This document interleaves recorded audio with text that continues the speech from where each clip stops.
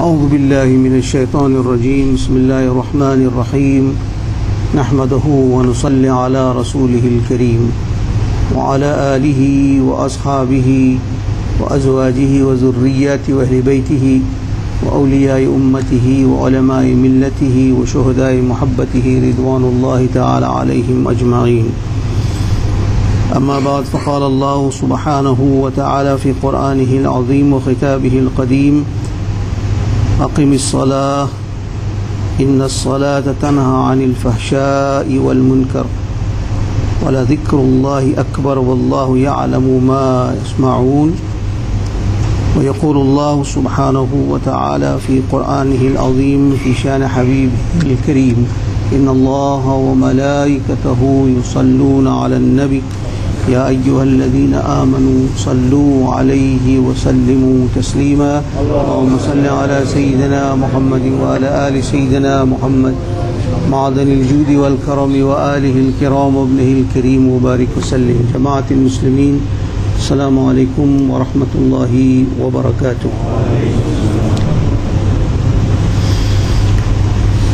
By the grace of Allah subhanahu wa ta'ala and the karam of His beloved Habib Sayyidina Mustafa sallallahu alayhi wasallam,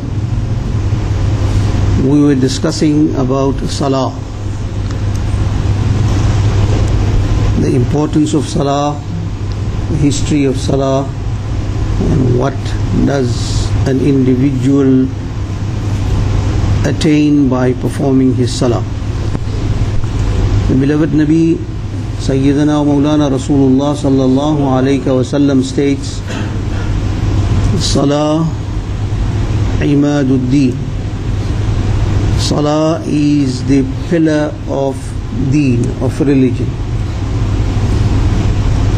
He who destroys this pillar destroys the deen. In another narration, Nabi sallallahu alayhi wa sallam states that as-salatu mi'rajul mu'mineen. Salah, namaz, is the mi'raj of a believer.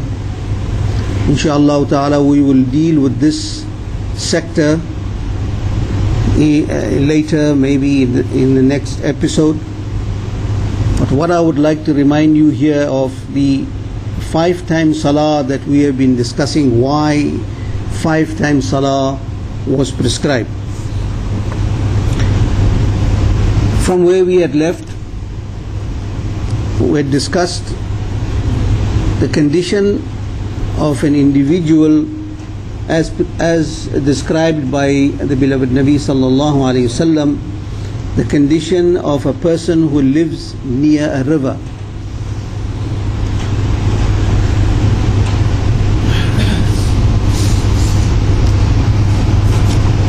And while the Sahaba were sitting by the beloved Habib Sayyidina Mustafa sallallahu alayhi wasallam,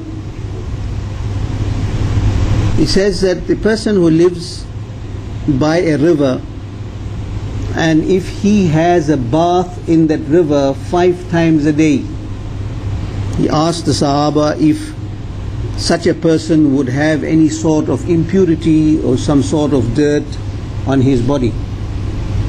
They replied, Ya Rasulullah sallallahu alayhi wasallam, such a person will be pure and free of all sins and he will not have any sort of dirt on his body. Similarly, the beloved Nabi alayhi salatu wasalam said to the Sahaba, it is the same condition of an individual who performs his 5 times Salah daily. Such a person will not have any sins on him or related to him, because each time he performs his Salah, he will be bathed by the mercy of Allah subhanahu wa ta'ala and his sins will be washed away. At the end of this earthly life, we all live in this dunya for a specific period as ordained by Allah subhanahu wa ta'ala. When the time comes for departure from this world, a Muslim is confronted with 5 very serious difficulties. It doesn't end here. It doesn't mean that when life ends on this earthly world, the man is free. The difficulties will start now, that he will be gauged by his actions that he had performed while he was alive. And if he passes through this phase, that is when he goes in the qabr, that's phase 1, and then it doesn't end there. The second phase is when he will be ultimately judged by the justice of Allah subhanahu wa ta'ala on the day of Qiyamah, and he will be put, his a'mal and his actions will be put to scale, and thereafter the mercy of Allah subhanahu wa ta'ala will take him to Jannah, or the justice of Allah subhanahu wa ta'ala will be sentenced him to the fire of hell for punishment. So the 5 hardships, one will be the hardship of death. On the night of Mi'raj, Sayyidina Mustafa sallallahu alayhi wasallam met with the angel of death, and he asked him, what is the pain that an individual goes through at the time when you remove his soul from his body? The angel of death replied, Ya Rasulullah sallallahu alayhi wasallam, it is very, very severe. It is as if you pull the skin out of an animal while the animal is alive. Such will be the pain, the difficulties and the hardship that an individual will go through at the time of death. So that's the first difficulty, is what sort of death, because it's also a very decisive factor. At the time of death, the condition you die in. Therefore it is very important for an individual, especially a Muslim, to be conscious at every moment about death, and he should remember that it will come at any time, because whatever condition you may be in, that condition you will be raised in the grave. Somebody is drunk and he has to die in the state of this drunkenness. When he will be raised in the qabr, he will be drunk. If a person is performing salah while he passes away, when he will be raised in the grave for the questioning, he will be in the position of salah, and while performing salah the angel will approach him. So it depends on the condition you die. So it is therefore very important for an individual to be always engaged in the zikr of Allah subhanahu wa ta'ala, or the remembrance of his beloved Habib Sayyidina Mustafa sallallahu alayhi wasallam. So the difficult part, first is how would you die, what will be the situation when you die.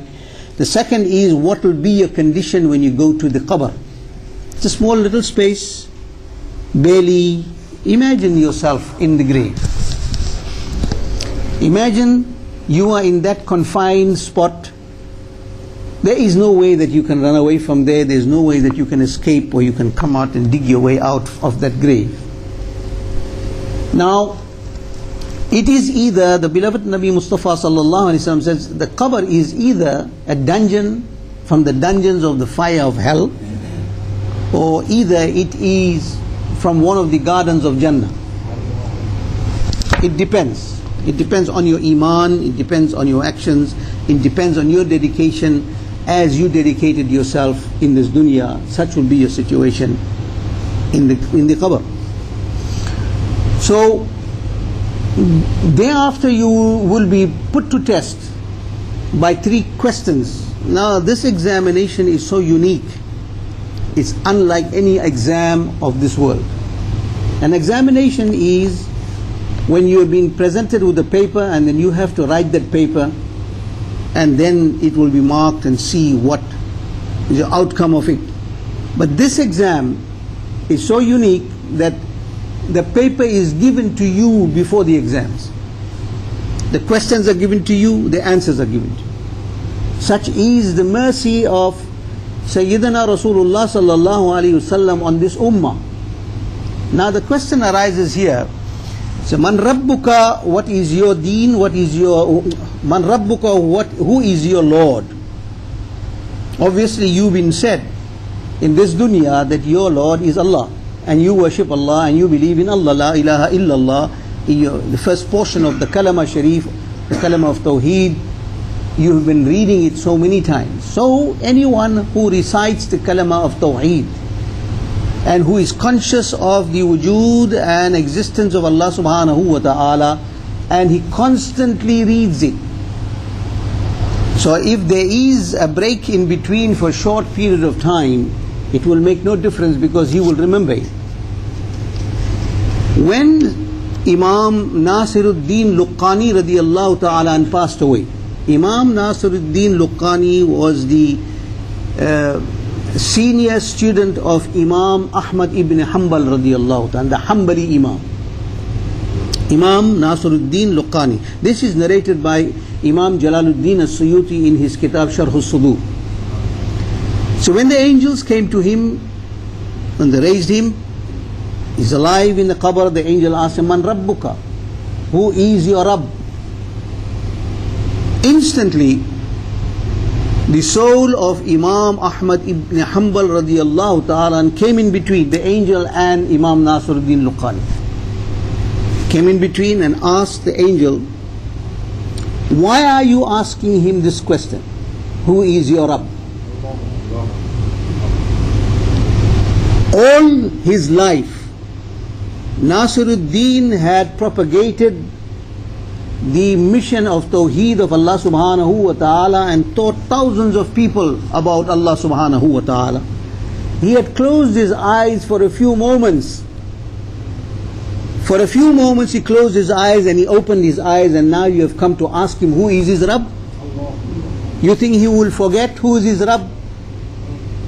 That all his life he's been propagating and teaching the people about Allah subhanahu wa ta'ala, teaching Tawheed to the people, and thousands of them benefited from him, and now you are asking him who is his Rabb? So don't ask him this question. He knows who is his Rabb.